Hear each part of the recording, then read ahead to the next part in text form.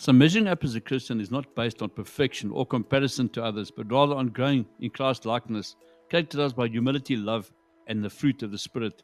It involves a daily walk of faith, relying on God's grace through prayer, scripture study, and repentance, rather than trying to achieve a standard on your own.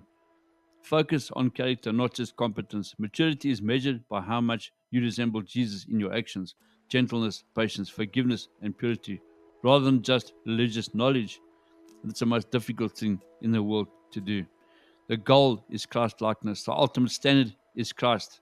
And measuring up means allowing the Holy Spirit to transform you into His image. So it's a process. Develop the fruit of the Spirit. Key indicators of growth include love, joy, peace, patience, kindness, goodness, faithfulness, gentleness, and self control. Abide in Christ. Focus on a vibrant daily relationship with God through prayer, reading your Bible, and fellowship with other believers rather than just performing duties. Repentance over perfection. When you fail, lean on God's grace to repent and learn rather than wallowing in your guilt. Serve others, actively serve your community and church, which helps move the focus away from your self doubt.